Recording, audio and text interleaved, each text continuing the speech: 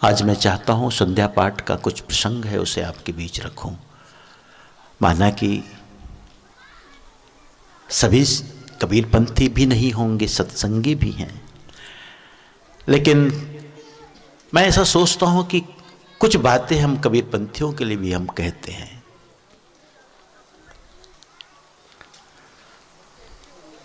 सत्संग में सब सुनने आते हैं और सत्संग में जो भी बातें होती है वो सबके लिए होती है। यदि मैं अपने सद्गुरु से प्रीति और भक्ति लगाने की बात कहता हूं, यदि आप कबीरपंथी नहीं हैं तो इस बात को अपने अर्थों में लेवें। मैं आपसे कह रहा हूं, आप जिनको मानते हैं उससे भक्ति लगावें, प्रीति लगावें।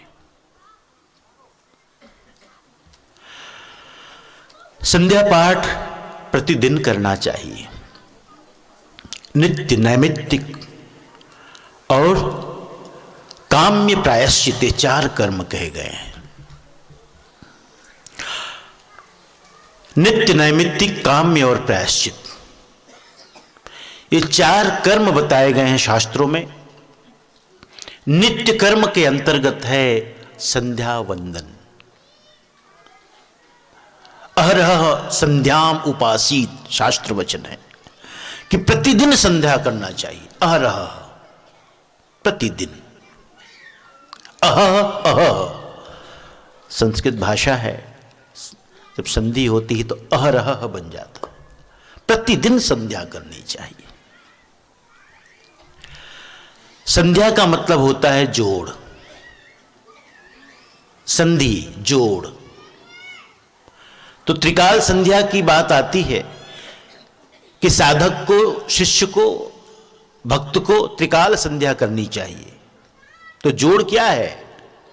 रात्रि का गमन, दिन का आगमन, दोनों के बीच जब रात थोड़ी थोड़ी बची है, दिन थोड़ा थोड़ा आने वाला है, वो संधि काल, संध्या। फिर बीच में मध्याह्न संध्या, पूर्वाह्न का जाना, अपराह्न का आना, मध्याह्न संध्या। फिर सायं संध्या, दिन का जाना, रात्रि का आना, रात्रि का आगमन, सायं संध्या। कबीर पंथ में सायं संध्या की ज्यादा महिमा है। माना कि सुबह हम गुरु महिमा का भी पाठ करते हैं, लेकिन सायं संध्या।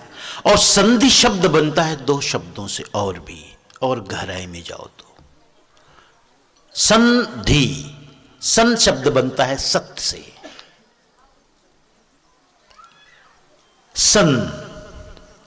सन का अर्थ होता है सत्य। सनातन भी कहते हैं तो सत और तत् 2 शब्द से सनातन शब्द बनता है।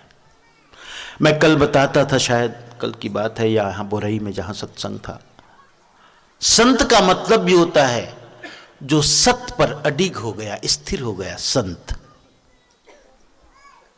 संतुलन को भी मैंने बताया, जो सत्य पर जिसकी आस्था बन गई उसके जीवन में अब कोई हलचल नहीं रहती, डिगना नहीं होता, संतुलन हो जाता है, बैलेंस्ड, बिल्कुल स्थिर, संतुलन। संत, शांत, संतुलन। और इसका एकमात्र कारण है जिन्होंने सत्य का साक्षात्कार कर लिया, सत्य को जान लिया, सत्य को अनुभव कर लिया। संधि शब्द में भी सत्य है और धी है।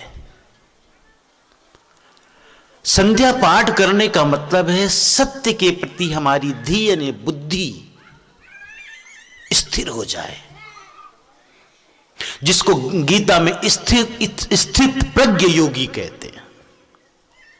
प्रज्ञा यानी बुद्धि का स्थिर हो जाना, बिल्कुल स्थिर हो जाना। इसलिए सदा विद्वान होने की महिमा नहीं बताई जाती। विद्वान होना कोई बड़ी बात नहीं, प्रज्ञावान होना बड़ी बात है। पंडित होना बड़ी बात नहीं, ज्ञानी होना बड़ी बात है। पंडित का मतलब है शास्त्रों का ज्ञाता मात्र। इसलिए उपनिषद का एक वाक्य है, तत्विज्ञानार्थम स गुरुम एव अभिगच्छेत। समित पाणी, अंत में गुरु के लिए दो विशेषण, श्रोत्रियम ब्रह्मनिष्ठम। गुरु कैसा हो? श्रुति का ज्ञाता, श्रोत्री यानी शास्त्रों का ज्ञाता हो, लेकिन मात्र शास्त्रों का ज्ञाता नहीं हो, शास्त्रों के सत्य को जिन्होंने अपने जीवन में आत्मसात किया हो, अनुभव किया हो,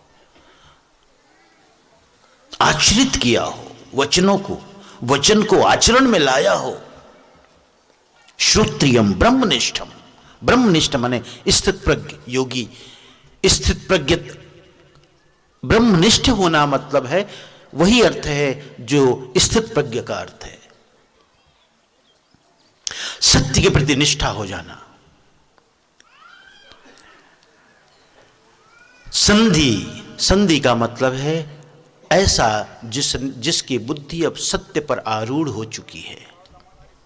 यानी संध्या पाठ का मतलब है कि हम जब संध्या पाठ करते हैं तो सत्य के प्रति हमारी आस्था गहरी होती है, प्रगाढ़ होती है।